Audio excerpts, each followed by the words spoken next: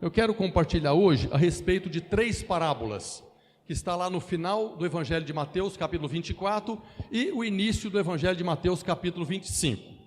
A primeira parábola que eu quero falar é a parábola do servo mau ou do servo fiel. Isso está lá, Mateus capítulo 24, verso 45. Queria que os irmãos abrissem a sua Bíblia, se quiser acompanhar aqui.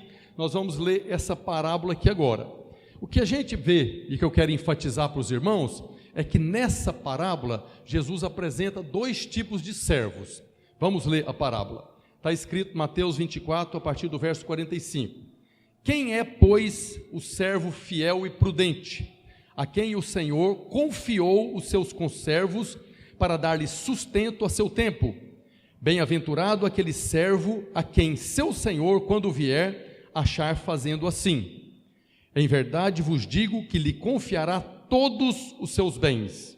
Mas se aquele servo, sendo mau, disser consigo mesmo: meu senhor demora-se, e passar a espancar os seus companheiros e a comer e beber com ébrios, virá o senhor daquele servo em dia em que não espera e em hora que não sabe, e castigá-lo-á, lançando-lhe a sorte com os hipócritas. Ali haverá choro e ranger de dentes.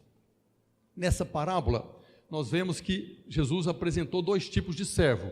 Há um servo que é fiel e prudente, que recebeu uma direção do Senhor dele, e há um outro que, apesar de ter recebido a direção, não fez a vontade do seu Senhor. O primeiro servo está aqui falando no verso 45, quem é, pois, o servo fiel e prudente a quem o Senhor confiou os seus conservos para dar sustento a seu tempo?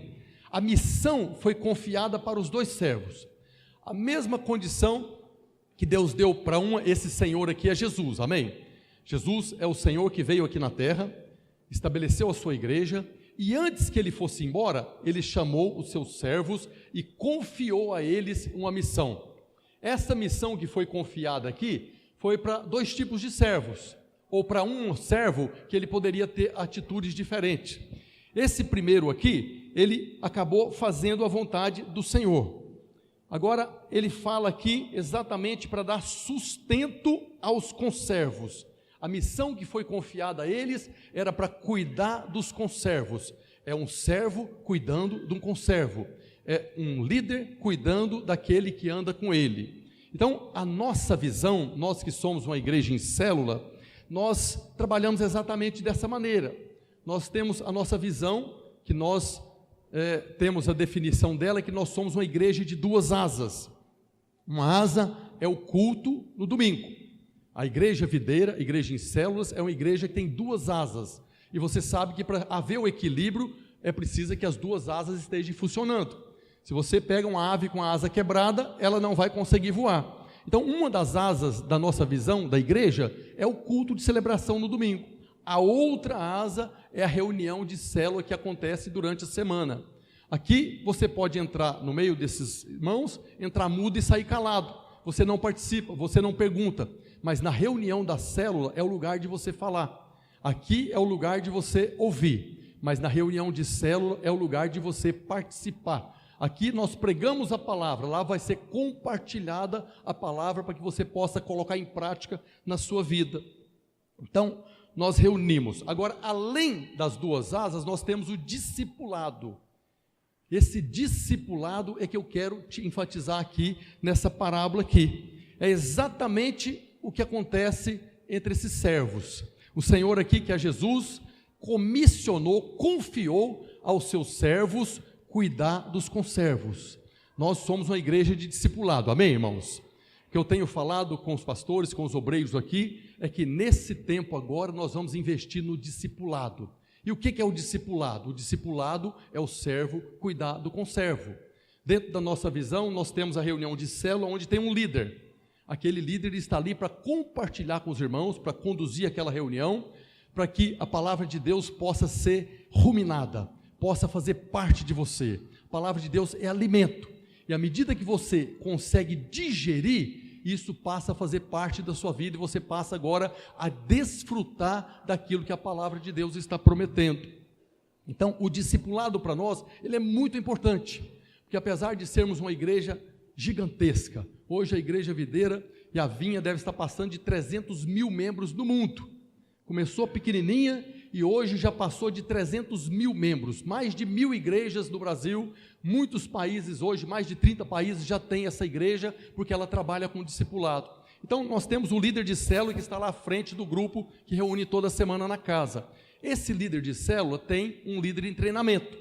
O líder em treinamento é conservo do líder de célula. Então o líder de célula, segundo a parábola, foi confiado a ele dar alimento ao líder em treinamento para que ele possa crescer de maneira saudável e acabar também mudando de posição que ele tem na vida da igreja. O líder de célula é servo do líder em treinamento, mas dentro da nossa visão tem a função também do discipulador. O discipulador, ele é o servo que está determinado para dar alimento para o seu conservo, que é o líder de célula. Então o líder de célula, ele é servo do líder em treinamento, mas é conservo do discipulador, que está ali para discipulá-lo, dando alimento para que ele possa também crescer de maneira saudável. Depois nós temos a posição do pastor de rede ou obreiro de rede. Nós temos os irmãos aqui. Para com os discipuladores, os pastores de rede são servos que estão cuidando do conservo. Então, o discipulador, para o líder, ele é servo. Para o pastor, ele é conservo. Tem alguém que está dando cobertura, tem alguém que está apacentando, tem alguém que está cuidando, exatamente como foi comissionado na parábola. Depois tem a função do pastor do prédio ou do supervisor. Eu estou aqui na função de pastor do prédio e eu sou servo dos pastores e obreiros que estão à frente. Então, eles são servos para os discipuladores, mas para comigo são conservo, e nós estamos juntos para apacentar, para cuidar, para ajudar naquilo que for preciso. E dentro dessa visão de discipulado, o alvo é ninguém andar sozinho, é você ter alguém para compartilhar com você as suas alegrias e também as suas tristezas, é alguém para estar junto com você na hora de gritar gol, e alguém para chorar com você no dia da tribulação. Dentro da visão de discipulado, nós guardamos uns aos outros. E isso talvez seja o maior sucesso que nós temos alcançado em Deus. Porque assim como aqui na parábola está falando, o servo fiel e prudente fez assim como foi comissionado. Então a minha função, enquanto essa parábola, que eu sou servo para cuidar dos meus conservos. E os meus conservos são servos para cuidar dos conservos deles. E assim nós estamos guardando uns aos outros. E esse servo fiel e prudente, que é o que nós queremos ser diante de Deus, porque cuidamos dos nossos conservos. Então, um dia o Senhor vai voltar e vai chegar para nós e vai falar: bem-aventurado o servo fiel e prudente. E aí haverá uma recompensa conforme a palavra fez aqui, amém? Então, essa visão do discipulado também ela produz discípulos, né? Discipulado é para fazer discípulos, e é exatamente o que Jesus fala lá em Mateus 28, a partir do verso 19. Ide, portanto, está falando para cada um de nós, ide, portanto, fazei discípulos de todas as nações, batizando-os em nome do Pai e do Filho e do Espírito Santo, ensinando-os a guardar todas as coisas que vos tenho ordenado. Jesus está falando a mesma coisa. Então eu sou um discipulador que tem um discípulo, eu sou um servo que cuido do conservo, a minha missão é fazer do meu conservo um discípulo, não meu, mas do Senhor. Jesus está falando para fazer discípulos, não é do pastor, não é do obreiro, não é do discipulador, nem do líder, é discípulo dele. E para que isso aconteça, ele fala aqui no Evangelho de Mateus, que precisamos, além de pregar o Evangelho da salvação, também ensinar todas as coisas que o Senhor ordenou. Quando Jesus fala em ensinar todas as coisas que vos tenho ordenado, não está pedindo, não está dando uma ideia, não está deixando em aberto, ele está ordenando que nós devemos ensinar. O que ele está falando é que eu tenho uma responsabilidade de nutrir, de alimentar os meus conservos, para que eles a cada dia sejam mais discípulos do Senhor, amém? O primeiro servo mencionado aqui, ele foi fiel, e aí a Bíblia fala que ele foi Macários, bem-aventurado, feliz, porque quando o Senhor voltou, e ele vai voltar, amém? A parábola é apenas uma menção do reino dos céus. A parábola conta que o Senhor voltou e achou ele fazendo conforme foi determinado. Então ele foi Macários, abençoado, feliz, recebeu uma recompensa. Esse é o primeiro servo. Agora o segundo servo que é mencionado é aquele que sabe que o Senhor vai voltar, até espera que ele volte, mas a parábola fala que meu senhor demora, então ele acaba relaxando naquela missão, e ao invés de nutrir, de alimentar, ele passou a espancar os conservos. Isso pode acontecer no nosso meio? Pode acontecer, eu como pastor, servo para servir os conservos, de começar agora a não amá-los como Jesus me amou, e começar a cobrar e a bater? Pode acontecer isso? Não deveria, mas pode acontecer, e foi exatamente isso que aconteceu aqui. E na verdade essas coisas já aconteceram, de pessoas que não têm a revelação do comissionamento, do privilégio que é você receber nutrimento e distribuir nutrimento, receber alimento de graça e distribuir de graça. Pessoas que não têm a revelação do privilégio que é fazer parte dessa obra, começam a cobrar, começam a botar pressão, começam a usar a palavra que não existe no dicionário da videira, é obrigado. Não existe essa palavra no nosso meio. Você é obrigado a fazer isso. Nós cantamos aqui, livre, livre, foi para a liberdade que Cristo te libertou. Então, tudo aquilo que o Senhor fala para nós, nós podemos seguir, mas Ele mesmo nos comprou, pagou com preço de sangue e nos deu a carta de alforria. O Senhor te libertou e falou: apesar de eu ter te comprado no mercado de escravos, você era escravo que estava lá à venda, e pior do que escravo à venda no mercado de escravos, ninguém queria comprar, nenhum sequer teve disposição de pagar o preço para te tirar de lá. Ele chegou, te amou de tal maneira, pagou preço de sangue, tirou você do mercado de escravos, e agora nós passamos a ser dele, mas ele falou: você é livre, você só vai me servir se você tiver alegria no seu coração. Se não tiver alegria, não precisa. Mas a Bíblia menciona a respeito de um servo, de um escravo, que tinha um senhor, e aquele senhor também resolveu libertar ele. Pode ir embora, pode pegar as suas coisas e ir embora. E aquele escravo, aquele servo falou: eu amo meu senhor, eu amo a minha esposa, e eu não vou deixar de servir ele. Esse é o escravo chamado da orelha furada, porque quando ele agora decidia pela sua vontade servir ao seu senhor, então a lei determinava que furava a orelha direita dele, e agora todo mundo sabia: ele está trabalhando ali para o seu senhor, porque ele ama o seu senhor. Essa é a condição nossa. Nós somos livres, nós cantamos uma verdade, mas o Senhor nos convida a participar dessa obra, que é Ele mesmo que está realizando através de nós. Mas tem pessoas que não têm revelação disso, e começa a oprimir, começa a obrigar, começa a determinar coisas que muitas vezes você não tem condição. E o que acaba acontecendo? Chega uma hora, se eu sou obrigado, então eu não dou conta, eu vou embora. E aí você tirou os seus pés da casa de Deus, como nós cantamos aqui. Eu até tenho alegria aqui, mas estão botando pressão demais, eu não dou conta. Então nós precisamos ter o cuidado para não fazermos como esse servo mau. Algumas pessoas falam que essa parábola é a parábola do servo mau. Não é. Essa parábola é do servo fiel e prudente, que fez conforme o seu Senhor determinou. Mas esses dois servos tiveram as mesmas condições. Esse servo que foi negligente, ele tinha tudo exatamente igual ao fiel para cumprir a obra lá. Por que ele fez a coisa errada? O que definiu o resultado foi a atitude deles. A atitude que foi determinada pela revelação e o conhecimento que eles tinham a respeito do Senhor e da sua volta. O Senhor foi embora e falou: vou voltar, cuida dos meus conservos. A revelação que eles tinham ou não tinham, que ele voltaria para a prestação de contas, foi que determinou a atitude. Por isso a palavra de Deus é muito importante para nós.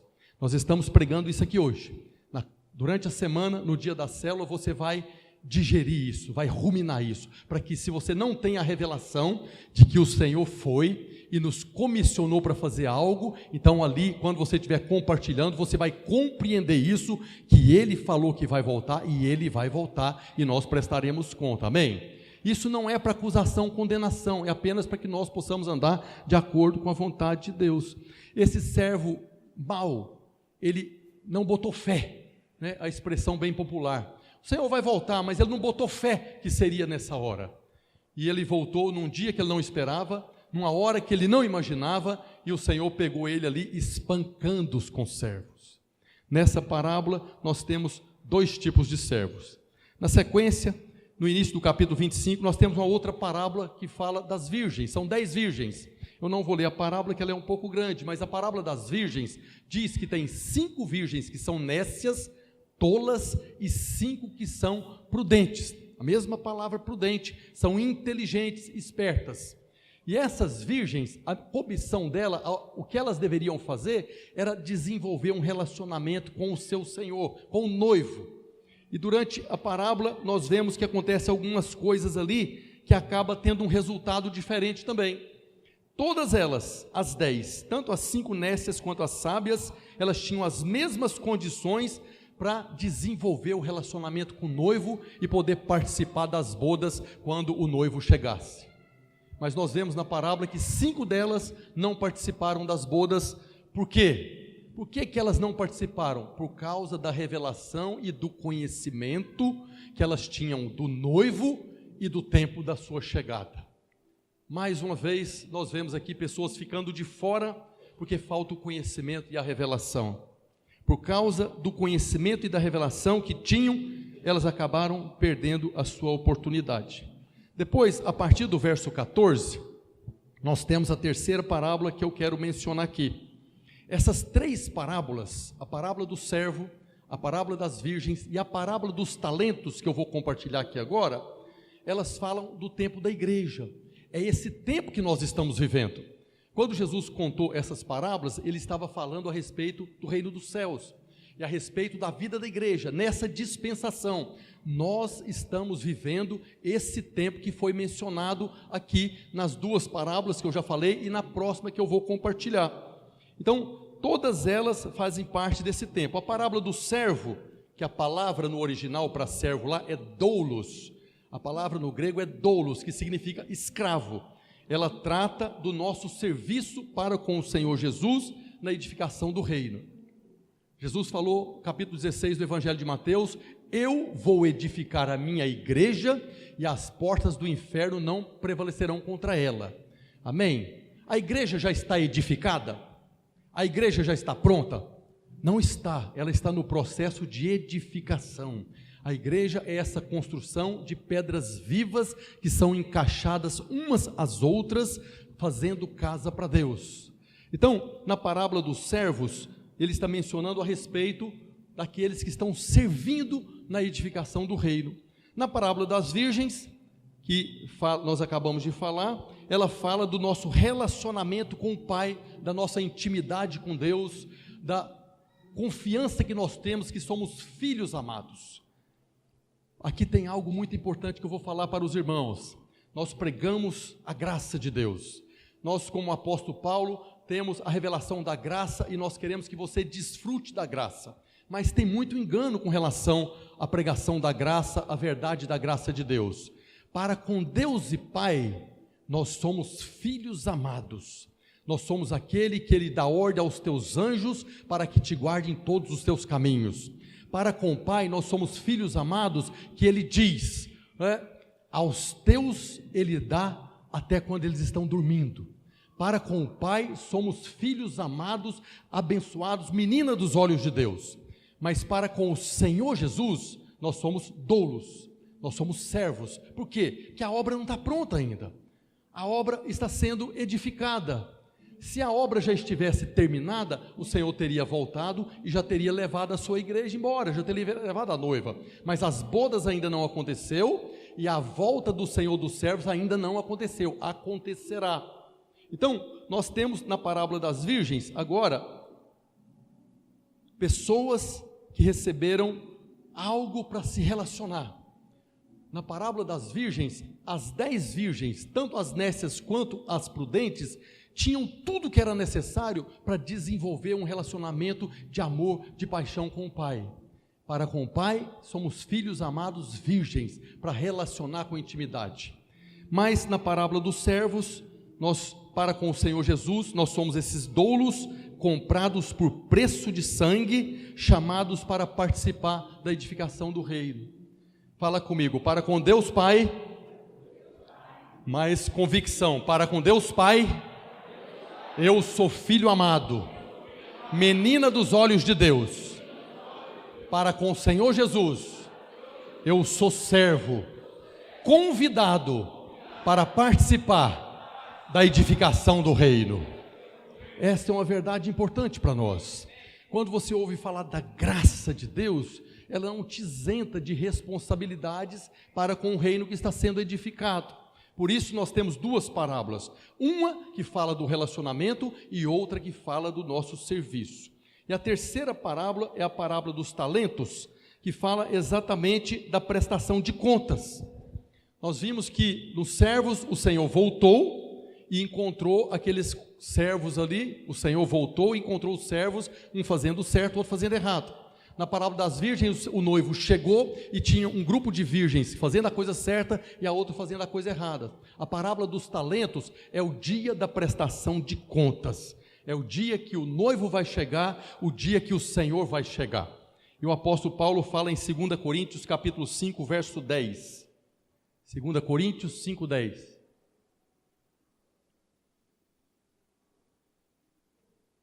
Falando a respeito desse dia da prestação de contas. Porque importa que todos nós compareçamos perante o tribunal de Cristo, para que cada um receba segundo o bem ou o mal que tiver feito por meio do corpo. Então, na parábola dos talentos, que é essa prestação de contas, o Senhor deixa claro, que nós vamos ler ela aqui agora, que existe 3 tipos de servos. Mas quando o Senhor está falando aqui, Paulo está falando, Deus está falando através de Paulo, vai chegar um dia que nós vamos prestar conta. A Bíblia chama isso de tribunal de Cristo. Por que tribunal de Cristo? Porque vai haver um julgamento. Para você que é filho amado do Pai, menina dos olhos de Deus, vai haver um julgamento. Que julgamento é esse? É o julgamento segundo o bem ou mal que tiver realizado por meio do corpo. Não é do seu corpo, é do corpo de Cristo. É o servo que cuida do conservo, vai ser julgado, e a virgem que desenvolve um relacionamento com o noivo. Isso é que vai ser julgado, conforme nós vamos ver agora na parábola dos talentos. Coloca, por favor, a parábola dos talentos, Mateus 25, a partir do verso 14. E vai passando, por favor. Pois será, parábola dos talentos, pois será como um homem que, ausentando-se do país, chamou os seus servos e lhe confiou os seus bens. A um deu 5 talentos, a outro 2 e a outro 1, a cada um segundo a sua própria capacidade, e então partiu. O que recebeu os 5 talentos saiu imediatamente a negociar com eles e ganhou outros 5. Do mesmo modo, o que recebera 2 ganhou outros 2. Mas o que recebera 1, saindo, abriu uma cova e escondeu o dinheiro do seu senhor. Depois de muito tempo, voltou o senhor daqueles servos e ajustou contas com eles. Então, aproximando os que recebera 5 talentos, entregou outros 5, dizendo: Senhor, volta lá, Senhor, confiaste-me 5 talentos, eis aqui outros 5 talentos que ganhei. Pode passar. Disse-lhe o Senhor: muito bem, servo bom e fiel, foste fiel no pouco, sobre o muito te colocarei, entra no gozo do teu Senhor. E aproximando-se também, o que recebera 2 talentos, disse: Senhor, 2 talentos me confiastes, aqui tem outros 2 que ganhei.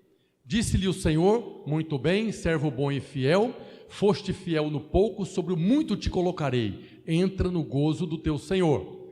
Chegando por fim, o que recebera 1 talento, disse: Senhor, sabendo que és homem severo, que ceifas onde não semeaste, e ajuntas onde não espalhastes, receoso escondi na terra o teu talento, aqui tens o que é teu.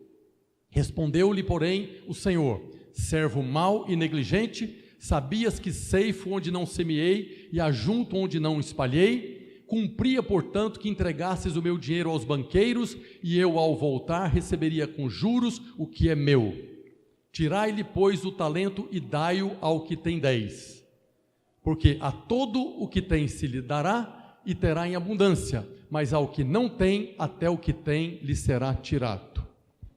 Essa é a parábola da prestação de conta, a parábola dos talentos. E aqui nessa parábola, o Senhor nos apresenta 3 tipos de irmãos dentro da igreja. Como essa parábola está sendo ministrada por Jesus, falando do tempo da igreja, ele fala que no nosso meio tem 3 tipos de irmãos. aqueles que receberam 5 talentos da parte de Deus, os que receberam 2 talentos e o que recebeu 1 talento para multiplicar e cumprir o propósito, que nas 2 outras parábolas era servir o conservo ou desenvolver um relacionamento de amor com Deus, de intimidade.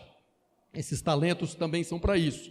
O que é, na verdade, esses talentos? Os talentos são os dons que o Senhor nos concede a partir do momento que você nasceu de novo, foi batizado no Espírito Santo, e também as capacidades sobrenaturais que o Espírito Santo opera através da nossa vida. O Senhor não está pedindo nada de maneira natural. Esses talentos aqui não são talentos naturais. Os irmãos ministram louvor e é glória de Deus. A cada domingo que eu estou aqui, que os irmãos estão ministrando, é os céus abertos sobre nós. Abrindo um parênteses, tem uma oração que eu faço muito, e eu já colhi alguns frutos, é aquilo que Isaías fala lá no capítulo 6, o chamado dele, né? Isaías fala, a Bíblia fala do ano da morte do rei Uzias, Isaías dizendo: vi o Senhor assentado sobre um alto e sublime trono, as abas de suas vestes enchiam o templo, serafins estavam sobre ele, cada um tinha 6 asas, com 2 cobriu o rosto, com 2 cobriu os pés, com 2 voavam e clamavam uns para os outros, dizendo: santo, santo, santo é o Senhor dos exércitos, toda a terra está cheia da sua glória. A glória do Senhor já encheu a terra. Quando os irmãos estão ministrando louvor aqui, a percepção que nós temos é a glória de Deus que está neste lugar. Por quê? Porque toda a terra já está cheia da sua glória. Mas Isaías continua falando que as bases do limiar moveram-se à voz do que clamava e a casa encheu de fumaça. Esse texto tem algumas coisas que eu desejo muito e eu já tive a oportunidade. Primeiro, de ver o Senhor. Alguém aqui já teve a visão do Senhor? Roupas brancas, o rosto tão resplandecente que você não vê o rosto dele. É algo para você pedir, irmãos. O tempo todo que nós estávamos em Goiânia, essa era a nossa oração, eu estimulava os irmãos e hoje eu estou estimulando você. Isaías era um homem, ele mesmo fala: sou um homem de lábios impuros e habito no meio de um povo de impuros lábios, mas os meus olhos viram o Rei. Você pode ter a visão do próprio Cristo.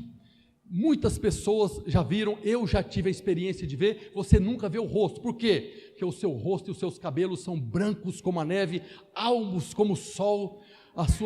O que eu já vi, que muitos irmãos testemunharam, é de ver ele chegando. E aí hoje eu estava aqui louvando, adorando e falando: faz, Senhor, mais uma vez, faz de novo, abre os olhos deles. Nós temos uma passagem no Velho Testamento, o profeta Eliseu e o seu discípulo, aquele que ele discipulava, aquele que era conservo dele. Eliseu, certa vez, estava numa casa lá e o exército inimigo foi lá para matar ele, porque ele estava criando a maior confusão lá para o exército inimigo. E aí o moço acordou de manhã e foi lá fora e viu um exército inimigo que foi lá para matar Eliseu. E Eliseu dormindo em berço esplêndido, tranquilo e sossegado.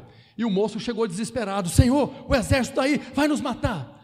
Eliseu: calma, filho, Senhor, abre os olhos dele, para que ele veja que muito mais são os que são por nós, do que contra nós. E Deus abriu os olhos do Geazi, e ele viu cavalos e anjos de fogo, que estavam ali para guardar, amém?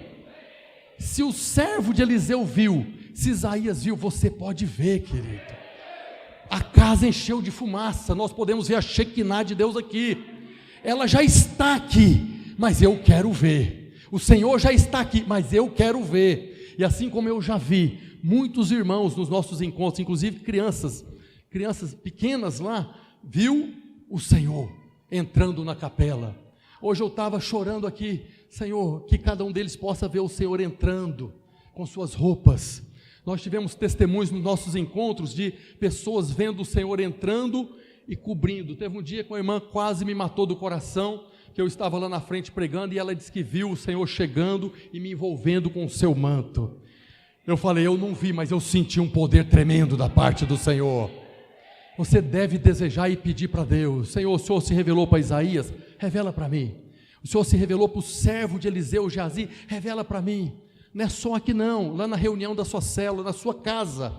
Senhor, eu quero ver as bases tremer, eu quero ver a casa encher da fumaça, que é a Shekinah de Deus. Eu quero contemplar o Senhor e os teus anjos.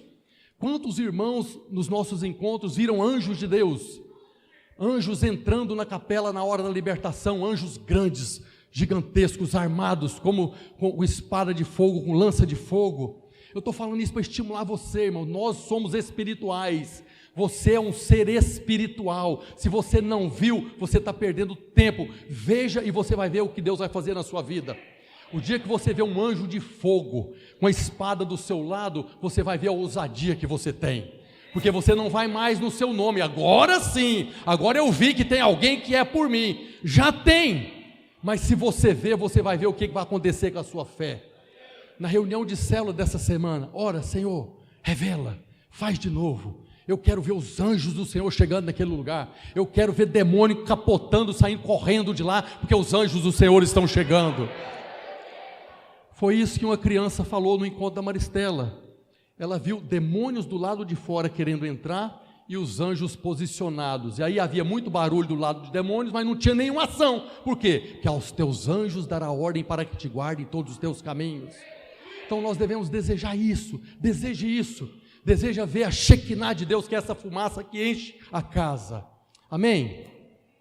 Então nós vemos aqui que esses talentos é essa capacidade sobrenatural. São os dons do Espírito Santo, que é sobrenatural, mas é também essa capacidade que faz você pregar o Evangelho. Talvez, como o irmão falou um dia lá em Goiânia, né?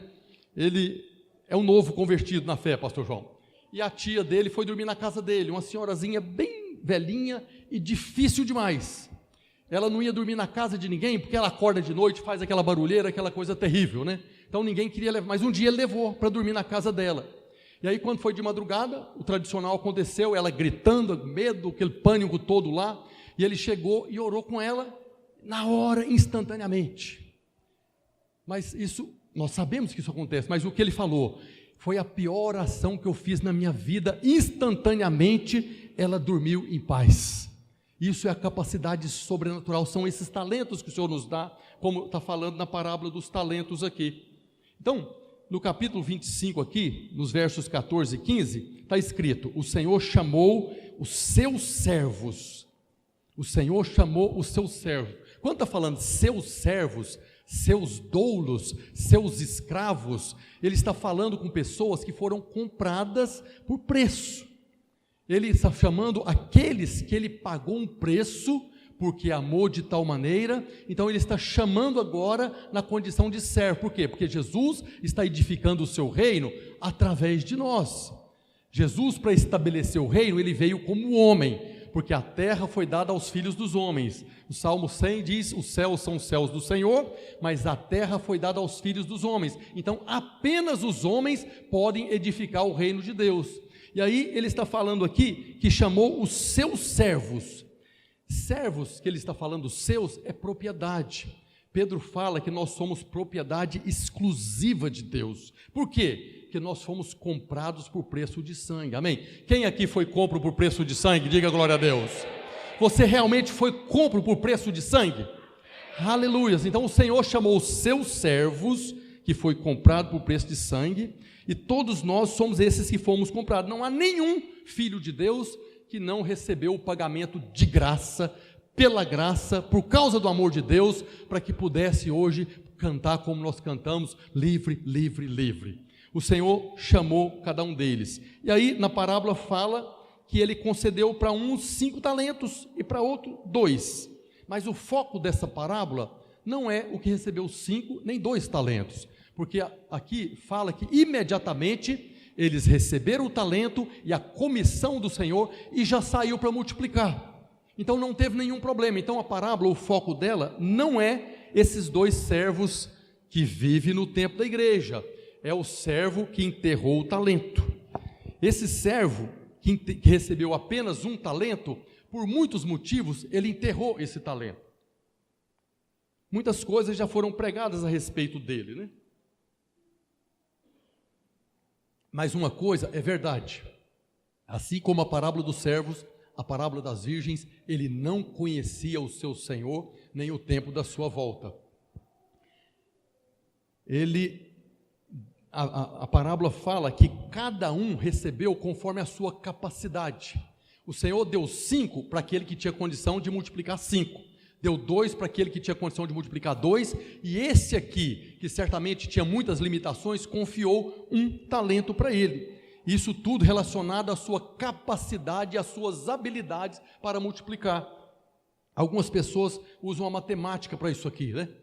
Matemática, então um recebeu 5, é porque ele é melhor do que eu. O outro recebeu 2, é mais ou menos, eu recebi só 1, é porque eu não presto para nada, né? Mas o alvo aqui não é a quantidade, mas sim a fidelidade. O que recebeu 5, recebeu o elogio do Senhor, servo bom e fiel. Quanto que ele multiplicou em percentagem? Tinha 5, mais 5, 100%. O de 2, multiplicou 2, recebeu o mesmo elogio, 100%, servo bom e fiel. O problema desse que recebeu 1 talento, é porque ele não multiplicou. O que ele precisava fazer é apenas multiplicar 100%, 1. Talvez seria mais fácil do que os outros todos. E impressionantemente, o que recebeu 5 e o que recebeu 2 são aqueles irmãos no tempo da igreja que está o tempo todo servindo. Pastor, eu estou aqui. Obreiro, eu estou aqui. Líder, eu estou aqui. O que está precisando? Vamos fazer. São os irmãos que têm a disposição. Tem no nosso meio irmãos com 5 talentos? Que estão sempre prontos para servir? Tem, irmãos. Agora, esses 5 talentos não é aquele que fica gritando para todo mundo ver, não. É aquele que faz. É aquele que faz como que para o Senhor. Amém? Então, 5 talentos e 2 talentos, eles já saíram para multiplicar, mas depende da nossa capacidade. Agora o que eu quero falar para os irmãos, o que nós precisamos é que esses irmãos, que são a maioria, como um dia eu fui, tenham um talento. O que vai fazer diferença na vida da igreja, não é os 5 e os 2 talentos, é aquele que recebeu 1, porque hoje talvez você tenha 1 talento, agora você tem até multiplicar. Quando multiplicar esse talento, serão 2, multiplicou 4, e você terá talentos como os outros tiveram lá, para prestar conta para o Senhor. Então quem recebeu 1 talento, recebeu para multiplicar. Então recebeu 1, multiplicou, e agora ele vai alcançar quantos talentos? Não precisa olhar para os outros, não precisa olhar com um olhar de inveja, não precisa olhar com esse olhar que vai agora criar essas circunstâncias. O nosso grande desafio, irmãos, como igreja, não é fazer coisas, é preparar um ambiente. Como nós falamos na semana passada, alarga o espaço da sua tenda, estenda o toldo da sua habitação, não impeça, alonga suas cordas, prepara as estacas firmes na rocha, porque o Senhor é que vai fazer, é Ele que vai fazer transbordar para a direita e para a esquerda. O que nós precisamos é de preparar o ambiente. O nosso desafio como igreja, o meu e deve ser o seu também, é preparar esse ambiente, porque o Senhor vai mandar, a bênção multiplicadora vai fazer transbordar. Agora, nós só conseguiremos isso quando o corpo de Cristo estiver funcionando. E o que mais acontece na vida da igreja é os irmãos que têm um talento, novos convertidos, que nasceram há pouco tempo, que não teve oportunidade de estudar, tem um talento, é deles achar que não é importante, mas a maioria dos irmãos, estou falando da igreja do mundo, tem um talento. Então nós precisamos que você, que sabe que tem um talento, que não tem muitas habilidades, você confie, creia, não faça como esse servo, não enterre o seu talento, se está enterrado, desenterre ele. Então assim, quando nós estamos falando que nós temos que preparar o ambiente, está falando exatamente da edificação da igreja. Quem é que está edificando a igreja? Quem foi que falou, eu vou edificar a minha igreja?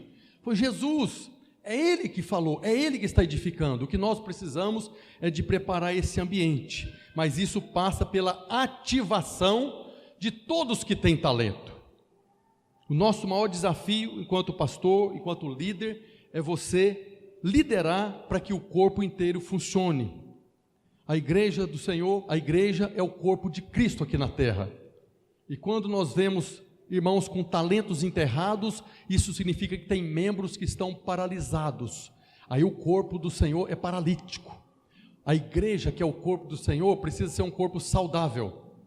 O apóstolo Paulo faz essa analogia com o nosso corpo. Tem pessoas, por exemplo, que têm um braço paralítico, uma perna paralítica, paralisia infantil. Aquele corpo não é um corpo que vai alcançar o pleno potencial. Qual que é o corpo que alcança o pleno potencial? O corpo que está saudável. Então, se tem irmãos de 5 talentos que já está multiplicando, 2 talentos que está multiplicando, nós precisamos que os irmãos de 1 talento comecem agora a desenterrar esse talento e colocar ele para multiplicar, amém? Nós precisamos fazer com que o corpo comece a funcionar na sua plenitude. Na parábola, o servo de 1 talento enterrou, porque, primeiro, não conhecia a graça do Senhor. O que ele fala aqui é algo chocante. Eu tenho certeza que nenhum dos irmãos falaram isso. Quando o Senhor chegou para prestar conta, ele chegou e falou: sabendo que o Senhor é homem severo, que colhe aonde não planta, que ajunta onde não espalha. Essa é a revelação que ele tinha do Senhor. Nós vimos que na parábola dos servos, o camarada ficou folgado. Vai demorar, então deixa a coisa correr, né? Deixa como é que está para ver como é que fica.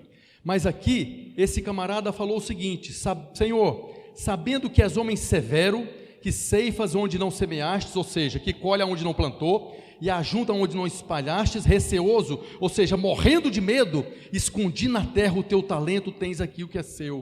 O Senhor Jesus é assim, irmãos? É homem severo? É aquele que está querendo tirar de você aquilo que ele não deu? É aquele que quer colher aonde não plantou? Ele mesmo, irmãos, foi plantado para gerar frutos. Nós somos o fruto daquele grão de trigo que caiu na terra, morreu e não ficou só, nos produziu. E hoje nós estamos na mesma condição de frutificarmos para a glória dele. Aquele servo não conhecia o seu Senhor. Aquele doulos não conhecia o seu Senhor.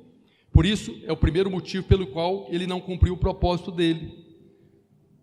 Agora, o mais impressionante é que esse servo pode estar aqui no nosso meio, é alguém da igreja, é alguém que está congregando, é alguém que nasceu de novo, é alguém que é filho de Deus, alguém que é filho de Deus e que olha para Deus como um homem severo, que está lá com o cajado, aquela visão errada de Deus, está lá com o porrete, só esperando você falhar para dar uma porretada na sua cabeça. O Senhor não é assim. Mas nessa parábola Jesus está falando, no dia da prestação de contas, terá pessoas que vai chegar lá com o talento sujo de terra, vou devolver o que é do Senhor, porque eu morri de medo, porque o Senhor quer colher onde o Senhor não plantou. Isso é chocante para nós hoje. Pessoas na igreja, nasceram de novo, experimentou dos poderes da era vindoura, mas está com o talento enterrado. E aí eu quero falar a respeito desse talento que foi enterrado. Na parábola, nós vemos um tipo de irmão que enterrou o talento porque não conhecia o Senhor, nem a sua graça, e por medo deixou de cuidar dos conservos e também de se relacionar com o Pai. Tem irmãos hoje na igreja, glória a Deus que aqui em Manaus não tem ninguém dessa maneira, que ainda tem medo de Deus. Tem irmãos que têm medo de Deus. Tem irmãos que ainda são como judeus, que nem falam o nome de Deus, porque tem medo de Deus. É a condição desse cidadão aqui que está na igreja. E aí, aplicando essa parábola, na parábola do servo e das virgens, elas receberam talento para relacionar em amor com o noivo, os servos receberam talentos para servir os conservos, não era para tirar deles. Quando o Senhor confiou os conservos para ele dar alimento, não era para pegar do dele, era para pegar do Senhor. O Senhor deixou abundância, talentos para que fosse agora alimentado cada um deles. E eles foram negligentes e acabaram sendo disciplinados depois por causa disso. Então o que é enterrar o talento?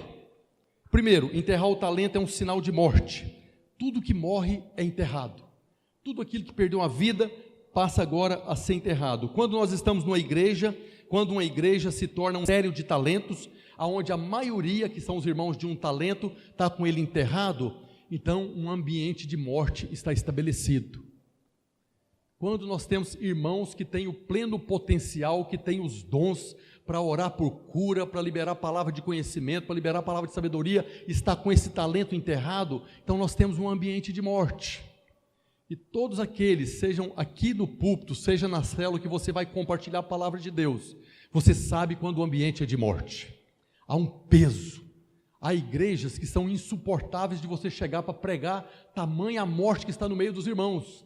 É a igreja do Senhor, são os filhos do Senhor, mas está tudo enterrado, está tudo no cemitério. Nós precisamos levantar esses irmãos. O problema é que quando os irmãos estão de um talento, estão com o talento enterrado, é que os de 5 e de 2 carregam todo o peso. A obra fica toda nas costas dele. seja na oferta, seja na liderar célula, seja anfitrião, seja qualquer coisa que nós precisamos fazer na igreja. Não, eu só tenho um, não vai fazer diferença, sobrecarrega os outros, e aí o corpo não está funcionando, porque não é uma questão de fazer coisas, é uma questão do corpo funcionar. As portas do inferno não prevalecem contra o corpo, as portas do inferno não resistem ao corpo, e não a 1, 2 irmãos que têm muitos talentos. Por isso o corpo tem que estar funcionando, por isso o corpo de Cristo tem que estar vivo e ativo. Pode ser que haja um peso de morte porque o líder não ora, mas não é apenas a oração do líder que vai criar o ambiente. Talvez na sua célula você ora, mas é necessário que você ative os irmãos também para orarem pela reunião, para que haja visitantes, para que haja milagres, para que haja cura, para que haja testemunhos. Então, você líder pode ter um encargo, ter 5 talentos, e você ora, e você jejua, e você fornece o lanche, você prega a palavra, você faz tudo. O corpo não está funcionando. O nosso desafio é fazer o corpo funcionar, é todos os irmãos, porque aqui nessa parábola nós vemos que não há nenhum com mais de 5 talentos, mas também não há nenhum com menos de 1 talento. Todos têm pelo menos 1 talento, e esses talentos devem ser multiplicados. Então, quando nós temos muitos membros orando, seja para a igreja crescer, preparando o ambiente, quanto mais membros funcionando, maior será o ambiente de vida que nós temos. Então, o primeiro sinal de um talento enterrado é morte. O segundo sinal que nós vemos a respeito de enterrar o talento é enfermidade. Há pessoas que enterram o talento por não conhecer o Senhor, por ter medo do Senhor. Mas há um outro tipo de pessoas que enterram o talento porque magoaram, se decepcionaram, se entristeceram na vida da igreja.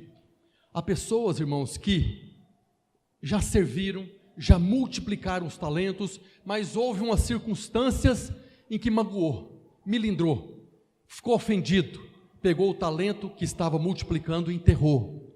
Isso é um sintoma de enfermidade. Há pessoas no nosso meio, em qualquer lugar, que estão com o talento enterrado. Alguém que experimentou o poder da multiplicação do talento, a alegria de aguardar no dia que o Senhor voltar, servo bom e fiel. Mas aí, por problemas de relacionamentos, problemas de doutrina, um irmão falou uma coisa que eu não gostei, então tá bom, também não vou servir mais. Emburrou, pegou o talento e está enterrado. O Senhor vai voltar, e aqueles que estão multiplicando o talento serão chamados servos bons e fiéis.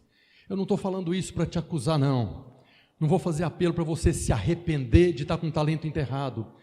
A mensagem aqui hoje é para você ter a revelação de que você tem um talento sobrenatural, de você falar da parte de Deus, de falar no nome de Jesus, de proclamar uma verdade bíblica e você vê acontecendo diante dos seus olhos. É para isso que Ele nos confiou talentos. A mensagem aqui hoje é que se você é alguém que está com o talento enterrado, desenterre urgente e coloque ele para ser multiplicado, porque quem vai multiplicar o talento é o próprio Deus. Amém? Então há pessoas que têm mágoa no coração, estão decepcionadas, se entristeceram, isso por causa do legalismo, por causa da intolerância, da visão errada e da justiça própria. O apóstolo Paulo fala algo que é chave. Perguntar algo: nós temos problema de relacionamento com os irmãos?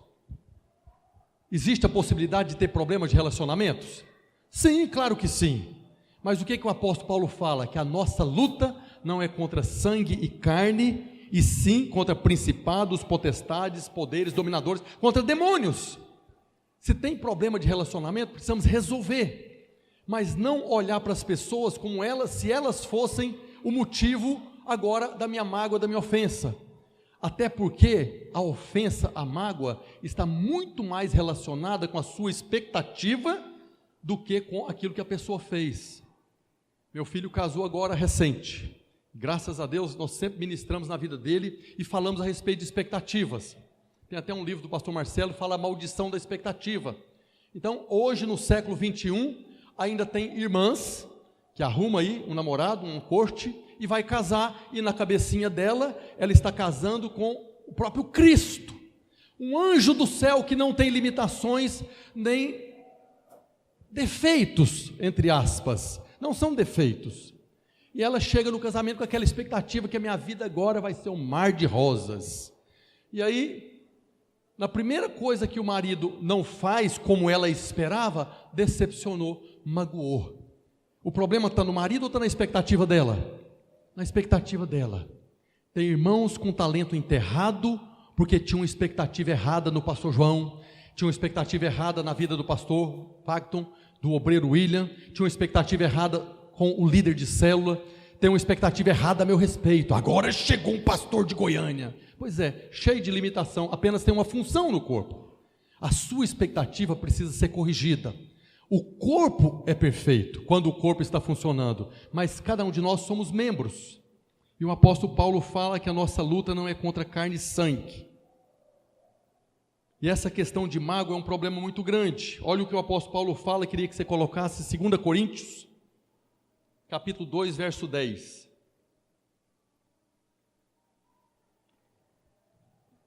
A quem perdoais alguma coisa, também eu perdoo, porque de fato o que tenho perdoado, se alguma coisa tenho perdoado, por causa de vós o fiz na presença de Cristo, para que Satanás não alcance vantagem sobre nós, pois não lhe ignoramos os desígnios. Eu tenho uma expectativa errada a respeito dos irmãos, por isso que eu corrigi aqui hoje o que eu falei semana passada. Irmãos, o desafio não é para o seu bolso, o desafio é para a sua fé. Porque imagina que se eu chego aqui, eu estou com a expectativa, vamos fazer uma campanha, vamos arrecadar 50 mil, vamos terminar o prédio. Expectativa errada. A minha expectativa é na sua oração, a minha expectativa é no Senhor, e no Senhor eu posso ter expectativas grandes, amém? No Senhor você pode ter todas as expectativas, porque o Senhor é fiel a cada uma das suas promessas. Então, eu preciso corrigir as minhas expectativas, e o apóstolo Paulo está falando, quando eu me magoo, quando eu fico ressentido com o irmão, Satanás alcança vantagem, não sobre mim, mas sobre nós. Então, se tem alguma coisa errada no seu coração, se o seu talento está enterrado por causa de problemas na vida da igreja, resolva, perdoa, peça perdão, para que Satanás não alcance vantagem, contaminando o ambiente, e quando o Senhor fazer multiplicar para a direita ou para a esquerda, isso vai escorrer igual água no rio. Nós precisamos resolver no nosso coração. Enterrar talento é sinal de enfermidade. Mágoas e ressentimentos têm o poder de paralisar o corpo de Cristo. Nós precisamos identificar cada uma delas e resolver. E onde é que nós vamos identificar esses irmãos que estão com talento enterrado por causa de mágoa e ressentimento? No discipulado. É no discipulado. Eu posso estar magoado com alguém. Eu falei até eu servo para com os irmãos aqui que são meus conservos, mas eu tenho um servo. Hoje o pastor Aloísio é o servo que me alimenta. Para com os pastores eu sou servo, para com o pastor Luiz eu sou conservo. Então eu tenho alguém para me ajudar a resolver essas coisas do coração. Então, na vida da igreja, no discipulado, é que você, servo, vai identificar no seu conservo esse coração ressentido, magoado, que fez com que ele enterrou o talento, e você vai poder dar alimento para ele. Irmão, Jesus perdoou todos os seus pecados, perdoa. E aí você vai ver esse irmão desenterrar o talento e trabalhar com ele para que ele possa multiplicar. Por isso, eu tenho falado para os irmãos, esse restante de ano, nós vamos investir no discipulado. Se você é líder de célula, você vai agora fortalecer o discipulado com o seu discipulador, com o seu obreiro, com o seu pastor. Se você é pastor, nós vamos fortalecer o nosso discipulado. Isso é a vida da igreja. Igreja não é isso aqui. Igreja é relacionamento. Você pode estar aqui no culto todo domingo, mas você não conversa com ninguém. Você está participando do culto, você não é igreja. Igreja é relacionamentos de amor, onde nós edificamos uns aos outros. E isso, através do discipulado, nós podemos identificar essas enfermidades e ajudar os irmãos a serem curados para desenterrar o talento. Um outro sinal de quem enterrou o talento é apatia, né? Lá em Lucas 19:20 tem alguém que fala a mesma situação. Veio então outro dizendo: eis aqui, Senhor, a tua mina que eu guardei embrulhada num lenço. Nós temos que falar para os irmãos de um talento que o lenço é para enxugar o suor, não é para embrulhar o talento. O talento é para ser multiplicado. Então, quando está falando de lenço embrulhando o talento, está falando de preguiça. Apatia é preguiça. Há pessoas que acham que a vida da igreja é muito pesado, muito difícil. Eu tenho falado para os irmãos, cada um dos irmãos vão servir na medida que pode. Tem irmãos que talvez são tremendamente talentosos, mas você tem o seu trabalho, você tem a sua família, e você tem pouco tempo para multiplicar o seu talento. É nesse pouco tempo que você vai fazer ele multiplicar. Você não tem que abandonar sua vida, seu casamento, seu trabalho, para servir na vida da igreja. Porque um talento também fala de você ter outros compromissos. Mas alguns irmãos enterram o talento porque acham que a vida da igreja é muito difícil. Quando na verdade é um privilégio tremendo que nós temos de servir ao Senhor. Então a apatia às vezes é sinal de preguiça, sim. E por fim, enterrar o talento é um sinal de rebeldia. Rebeldia, pastor, é rebeldia, porque quando o Senhor confiou aos seus servos, ele deu 5 para um, 2 para outro e 1, imediatamente, o texto usa essa expressão, imediatamente o de 5 e de 2 saiu para multiplicar. O Senhor não deu apenas o talento, ele deu o talento e falou, vocês vão agora multiplicar os seus talentos, o dia que eu voltar nós vamos prestar conta. A mesma coisa que o de 5 ouviu, o de 2 ouviu, o de 1 ouviu. Os dois saíram para multiplicar. Aquele que recebeu 1, pegou ele, não vou fazer isso, vou enterrar. Não vou fazer isso, por que deu 5 para ele, por que deu 2 para o outro, e para mim só deu 1, vou enterrar. Rebeldia. Há talentos que estão enterrados por causa do coração rebelde, porque tem outra voz na sua cabeça, tem outra voz falando para você, se tivesse me dado 5 talentos, eu estaria multiplicando. Pelo menos 2, se tivesse me dado pelo menos 2 talentos, eu saía para multiplicar, mas só 1 também, não vou multiplicar. Enterrou o talento.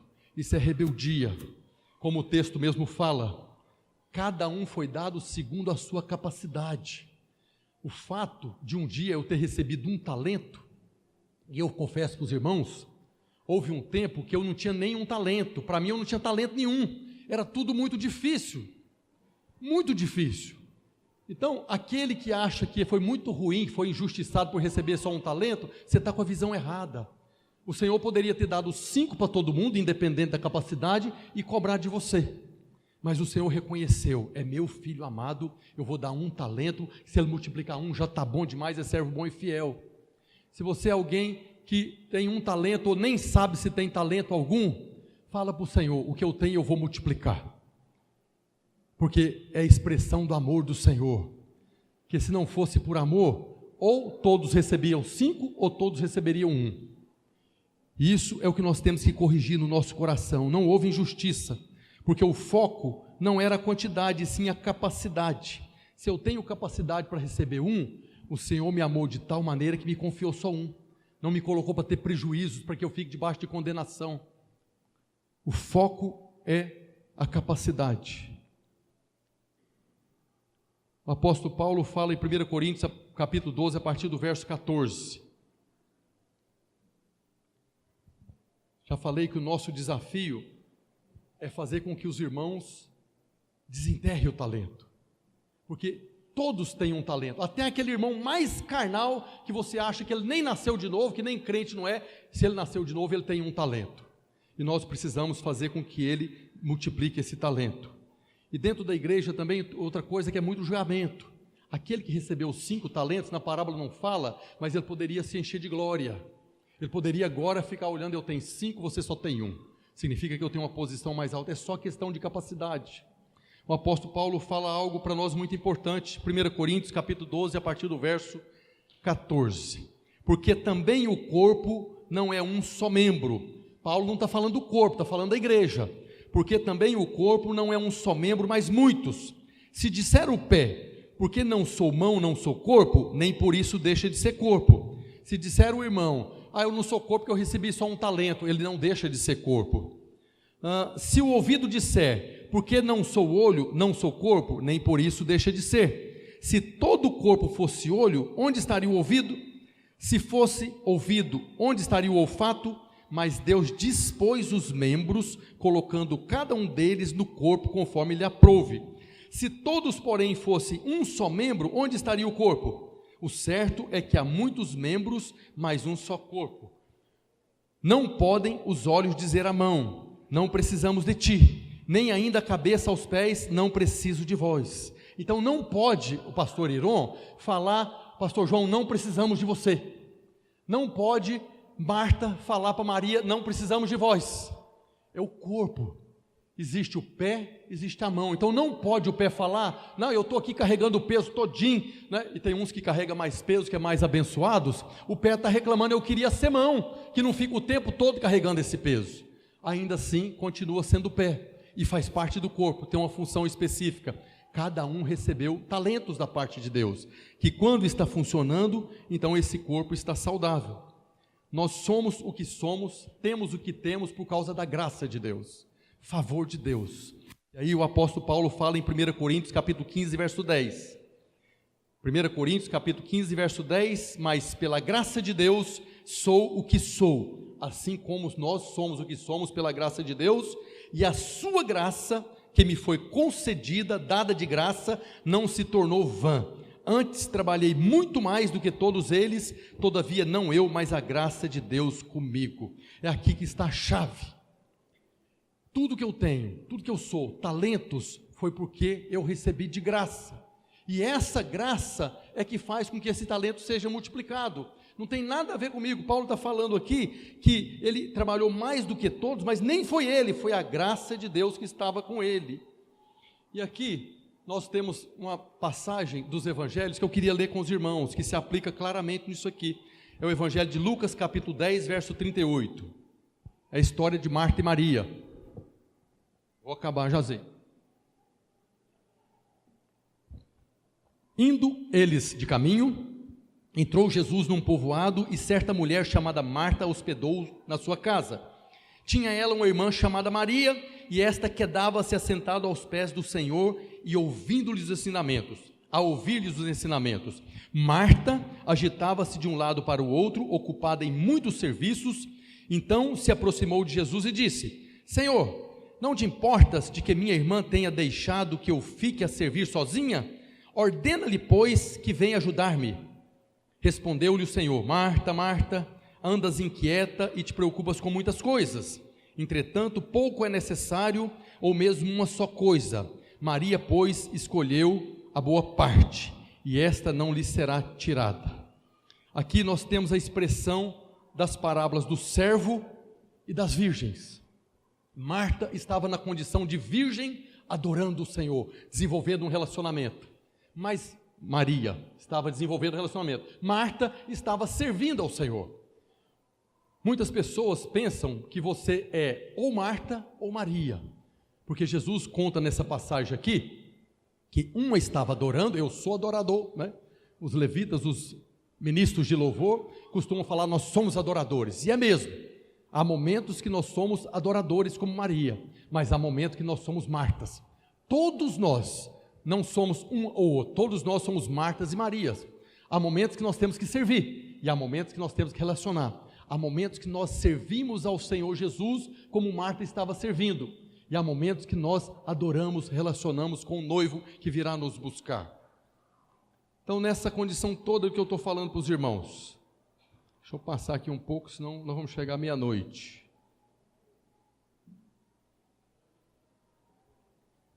Se a graça de Deus que te foi concedida, fazendo você filho de Deus, e concedendo para você talentos, independente de ser 5, 2 ou 1, essa mesma graça está disponível para você multiplicar. Hoje é um dia de você avaliar, para que essa graça não se torne vã na sua vida, porque a única coisa que eu preciso fazer é não permitir que essa graça se torne vã. Nós somos uma igreja em célula, nós temos orado, tem compartilhado com os irmãos, que Jesus falou para nós o seguinte: rogue ao Senhor da seara, para que mande trabalhadores para a seara, porque a seara é grande e os trabalhadores são poucos. Então eu quero falar aqui para um tipo de pessoa específico. Se você não entendeu nada do que eu falei aqui, se você está nos visitando, se você ainda não fez de Jesus o Senhor da sua vida, hoje é dia de você fazer dele o Senhor da sua vida. A partir do momento que você tem ele como Senhor da sua vida, então a partir de agora você pode desfrutar de tudo que eu falei aqui. Eu queria convidar todos a ficarem de pé. E se você entrou aqui hoje porque você não consegue resolver algum problema na sua vida, você já tentou com todo o seu esforço e a sua vida continua paralisada. Se você veio aqui para entregar a sua vida para Jesus, ou se você veio aqui para restaurar o seu relacionamento com Ele, eu queria que todos fechassem os seus olhos agora. Se você é alguém que veio aqui para restaurar seu relacionamento com o noivo, que você de alguma forma enterrou o talento e não tem se relacionado, ou se você não conhece esse noivo, eu queria que você levantasse a sua mão agora e repetisse uma oração comigo. Queria que todos falassem comigo: Senhor Jesus, eu reconheço que sou pecador, que não consigo resolver os problemas da minha vida. Por isso hoje eu confesso com a minha boca que Jesus Cristo é o meu Senhor, o meu Salvador, e eu creio que Ele é o Filho de Deus, que veio em carne e sangue, morreu na cruz, no meu lugar, pelos meus pecados, e porque eu creio, eu sou salvo. Senhor Jesus, muda a minha vida, muda a minha história, escreve o meu nome no seu livro, o livro da vida. Amém. Glória a Deus. Tem alguém no nosso meio que é a primeira vez que você fez essa oração, entregando a sua vida para Jesus? Glória a Deus pela sua vida. Agora eu quero falar com um segundo tipo de pessoa. Se você sabe ou se identificou como aquele servo que enterrou o talento, que até já multiplicou, que até já serviu, mas por algum momento na sua vida, por alguma mágoa, ressentimento, você parou de servir, enterrou o talento. Eu quero que você agora levante a sua mão e faça uma oração comigo também. Se você sabe que tem um talento, e está com esse talento enterrado, eu quero fazer uma oração e você vai repetir comigo. Fecha seus olhos e fala comigo: Senhor Jesus, eu reconheço que eu já sou um filho amado, que tem um Pai que me ama profundamente e me concedeu um talento para que eu pudesse servir na edificação do seu reino. Senhor Jesus, eu reconheço e hoje eu tomo a decisão de desenterrar esse talento e no tempo da minha oportunidade trabalhar, servir para multiplicar, para que um dia eu ouça da boca do Senhor: servo bom e fiel, entra no gozo do seu Senhor. Aleluias, aleluias. Ainda eu quero falar para um outro tipo de pessoas que está com esse talento enterrado, que nem sabia que tem um talento, que assim como eu, um dia, por causa das dificuldades, não conseguia fazer frutificar, ainda que Deus estava me abençoando profundamente. Eu converti no mês de junho, e hoje pela palavra eu sei que naquele dia eu recebi um talento. No mês de agosto eu me matriculei no cursão e no CDL, juntos, comecei a estudar. No mês de outubro eu comecei a liderar uma célula, tudo muito difícil. Em fevereiro do ano seguinte, 6 meses depois, 7 meses depois, eu entrei no seminário, comecei a estudar. Um ano depois que eu comecei a liderar a célula, minha célula multiplicou em 3. Ali eu pensei que já estava muito bem. Fui levantado o discipulador, está multiplicando talentos. Mas um mês depois que eu multipliquei a minha célula em 3, uma célula fechou. O povo foi embora. Daquelas 3, 1/3 foi embora. Parece os anjos caindo do céu, né? 1/3 foi embora. Um voltou para a igreja católica, o outro foi embora. E eu entrei numa crise terrível, acusação, não podia ter multiplicado, não foi de Deus, eu estava errado, esse talento foi mentira, não tem nada disso.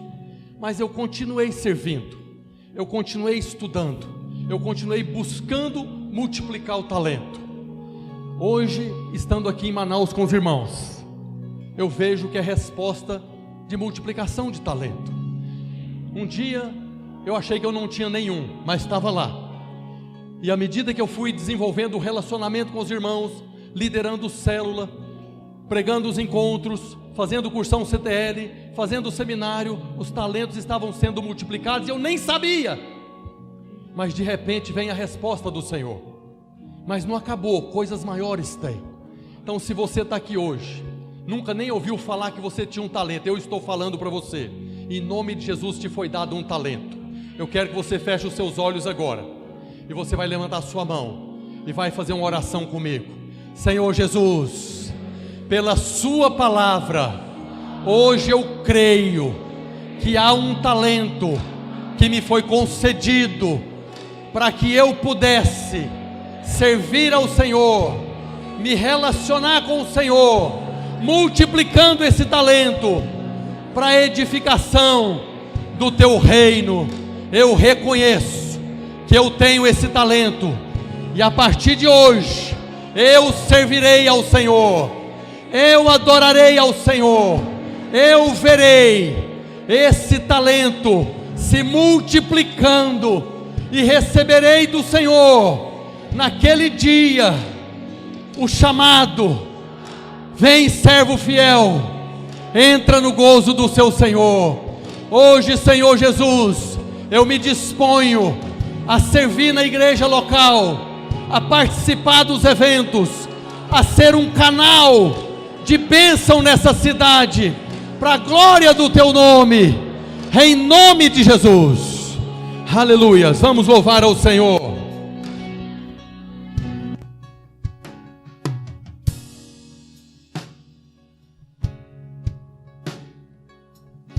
Sobre mim,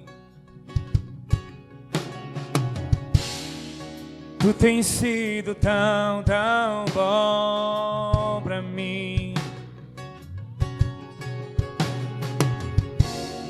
Antes de eu respirar, sopraste tua vida em mim. Tu tens sido tão, tão bom pra mim. Oh, impressionante, infinito e ousado amor de Deus. Oh, que deixa as 99 só pra me encontrar. Não posso comprá-lo, nem merecê-lo, mesmo assim se entregou. Oh, impressionante, infinito e ousado amor de Deus.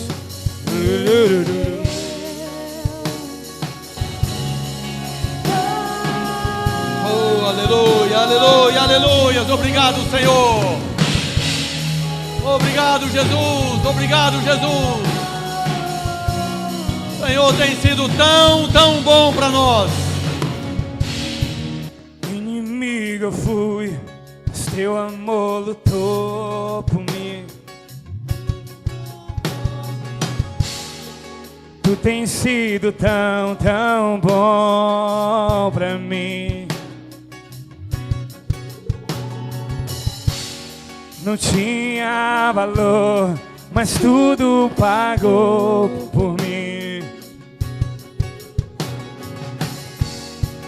Tu tens sido tão, tão bom pra mim. Impressionante, infinito e ousado amor de Deus. Oh, que deixa as 99 só pra me encontrar. Não posso comprá-lo, nem merecê-lo, mesmo assim se entregou. Oh, impressionante, infinito e ousado amor de Deus.